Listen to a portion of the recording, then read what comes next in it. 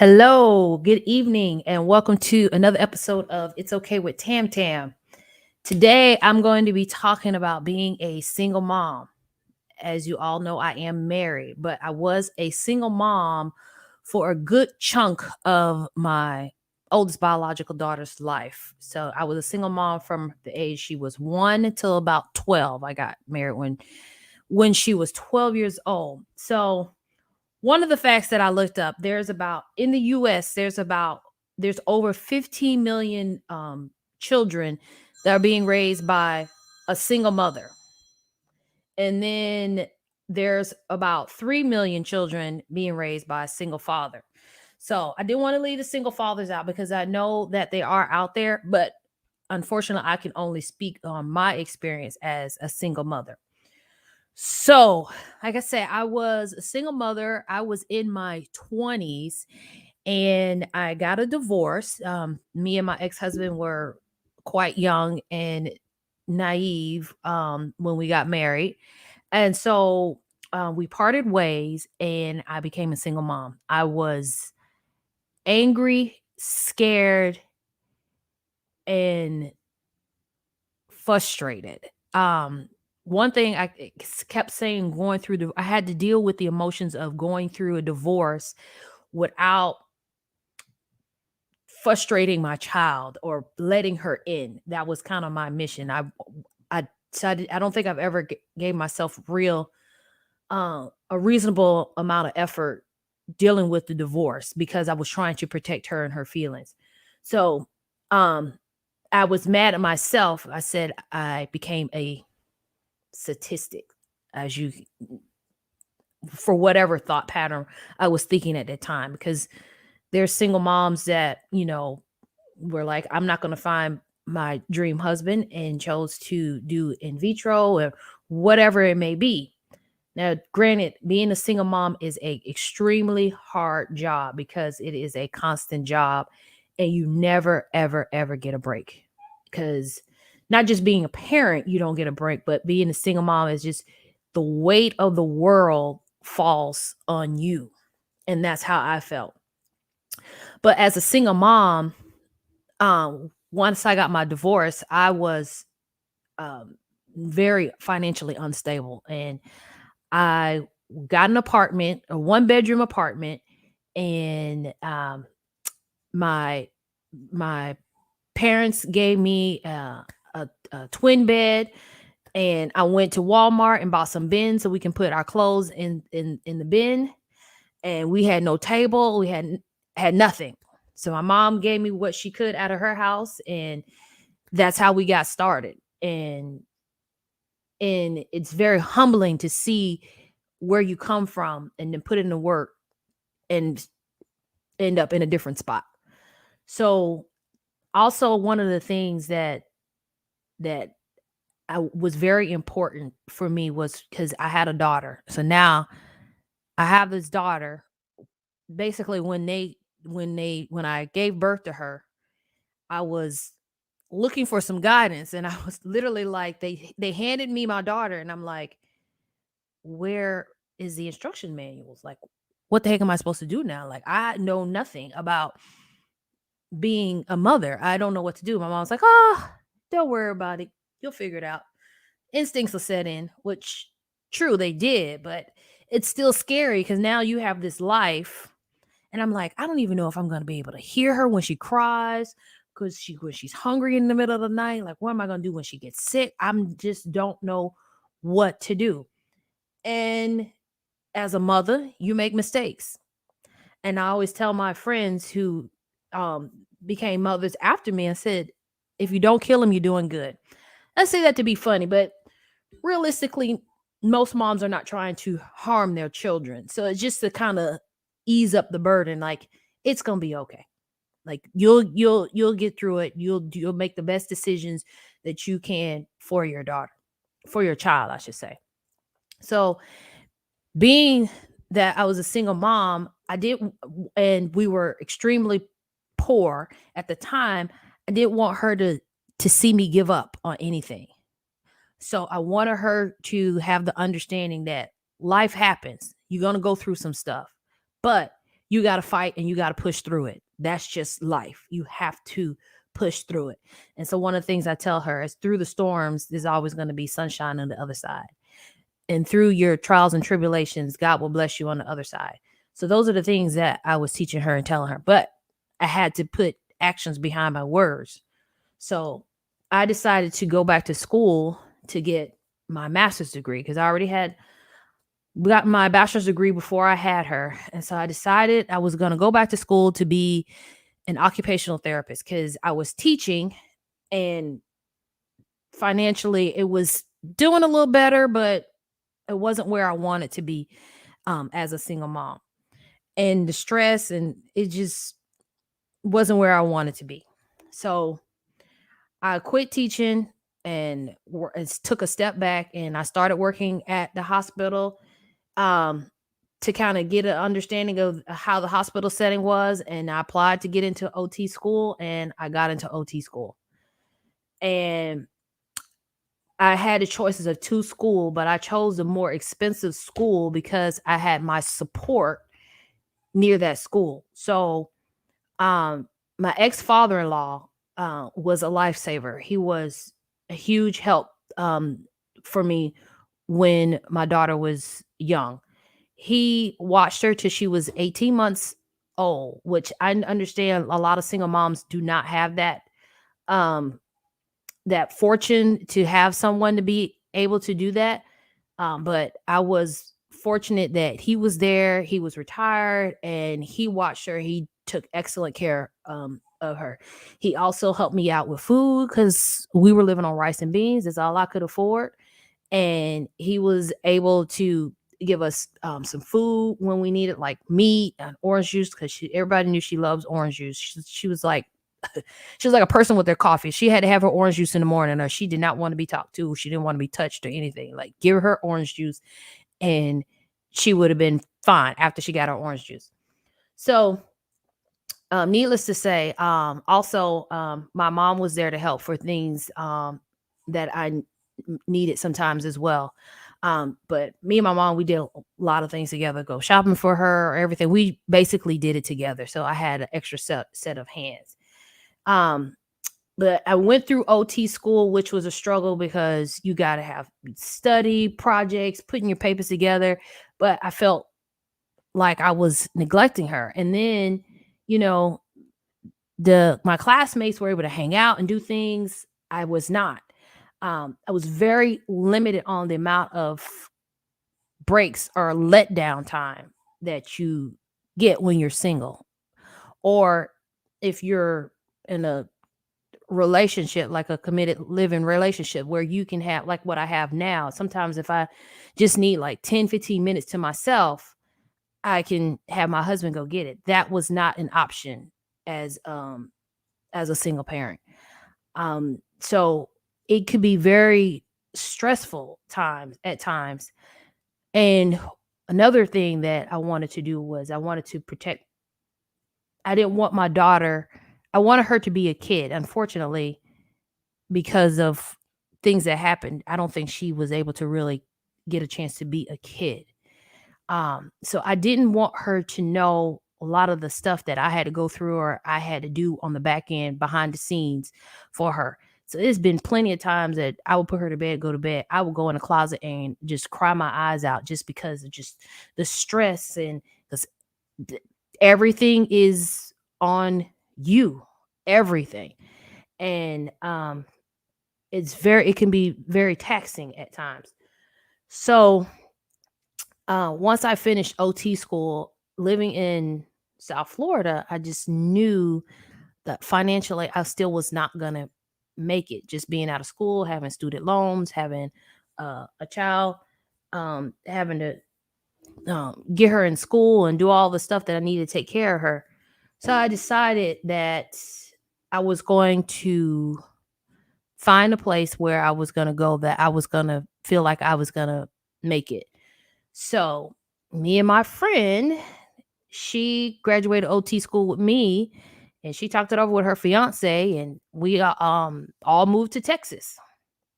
Crazy enough, I moved away from my support system, but it was a better opportunity for me and my daughter. I became financially stable, but it was difficult because again, there's no breaks. Everything is on me. So I have to make sure that I don't use vacation or sick days just in case my daughter is sick. When she does her activities, I got to find a way to get there and juggle work, juggle her stuff, make sure she's on school, and get to her school activities. But the area I moved into when I first moved to Dallas, the school had no after school program. This was unheard of to me. So I'm like, what am I going to do with my child after school or before school so I can get to work? And it's not like I had my ex father in law that he can go help and pick her up or whatever, or my mom. I had my friend who was working at the same place as me. We had the same schedule. So, like, what in the world was I going to do? So, before I started work, oh, and mind you, they only had one daycare that picked up at that school, but nobody had heard of the daycare at the school, which is crazy.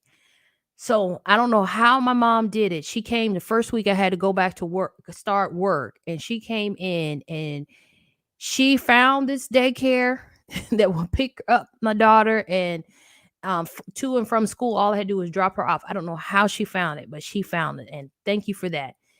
And but everything, literally everything is on you. You got to make sure you able to pay all the bills, make sure you feed them, and it is um very stressful. You don't have any kind of break or release, and you have to be able to find that, which I rarely did because my friend who was here, and she's the one person I really trusted, but that means if I want her to watch my child, like she would be the person that I go out with. So it was typically everywhere I was at, my daughter was at. That's just how we was. She was like my road dog, I guess you can say. And that's what we did. And she was very used to it just always being just me and her, nobody else. So, um, it's it was stressful. I think one of the ways is that I did get a break is had joined gymnastics at one point, and they had a parents' night out, and I had to wait till she got a little older. So she was, I want to say, in the second grade, first or second grade, and I was able to drop her off for a couple of hours. Was it easy? No, because I still was stressed, and you're worried about, is somebody gonna harm your daughter or harm your child, and are they safe? Because there's a bunch of kids just running around, and I did that a couple of times. Wasn't easy, but I was able to do it. But one thing I have learned is you have to find a way to make time for yourself. I don't know how it's feasible when you have as a single mom, but you have to find a way, and you have to be there for the kids.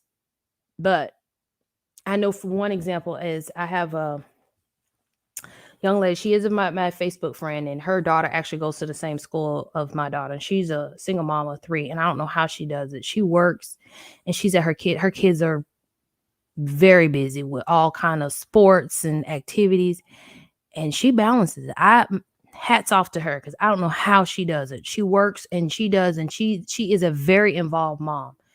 And that's one of the things I wanted to do for my daughter, is to be very involved. Want her to know that mama's going to be there for you. She's going to have your back, and she's going to support you and do what she has to do. I remember when we were in Florida and she wanted to dance, didn't have money to dance because, again, I said we were poor. So I volunteered at the dance company so that she could dance for free, and that way she can have her activities. That's the kind of stuff that I did for her as a mom, to make sure that she was not lacking. I didn't ever want her to know that she lacked anything. She what she needed to do, and she did. School, education is very important to me. In school, I was there. I knew what she knew. I knew what she did not know. I worked with her with whatever she needed. She didn't really need much work. I think that was our playtime. That's how I played with her. We did school stuff. And that's why I think that she kind of missed out on being a kid, because it was no real play. It was education, education. It was, okay, we're gonna learn to write. We're gonna do cursive. We're gonna learn how to tie our shoe today, or that's the kind of stuff we did. She didn't go outside much. Um, we went to the park a couple times, but it was most of our play was education. I think that's why she's smart today. But I think me being a single mom and making sure she doesn't miss out on something caused her to miss out on other things. And I think the impact of certain things has caused her to have a lot of anxiety. Um, Maybe I needed to talk to her about certain things so that she would understand. I don't know, but I know that she does have a lot of anxiety. I know she's had fears for some reason. I've never give her any kind of thing to make her think that I would ever leave her. But I remember picking her up from school, from a daycare, and the teacher said, your daughter can't tell time, but she knows exactly when you are to come, and she will go to her cubby and pick up all her belongings, and she will sit and wait for me, because she knew what time I was supposed to be there. And then by the time she got in elementary school, and it was kind of the same thing. And then I remember one day I had to work late, and they said she was in panic mode. She made the counselor call me because she thought something had happened to me. And so I don't know what I did to make her react like that, but um I'm sure it's somewhere in what's happened through the years of being the single parent, or maybe she just was fear because she wasn't around the other parent as much as she was around me. I have no idea, but that's something she had to deal with. Um, but I think that's probably one of the downfalls that I have experienced with her, is not letting her in on some of the emotions that I have had, besides anger. She knew when I was angry, and I mean, I'm guilty of that, and I think she, because of that, she doesn't know how to show other emotions besides anger. And so I think if I had to do it over again, I would figure out a way to find a way for her to continue to be a kid and learn other emotions besides anger. Like, I would have to be able to demonstrate um, appropriate emotions, um, and just kind of not let her know like every detail, but some of the things that we we do, so she knows it's going to be okay. For some reason, I think she has fears of things not being okay, and somehow I must have put that out to her. So, hmm, not sure. Don't even know if it's something I can correct. I know I am in counseling now. Um, Maybe I can get her to go to counseling to help, or do family counseling to help um, us deal with all of that. So, needless to say, hats off to single moms out there, single dads out there doing it alone.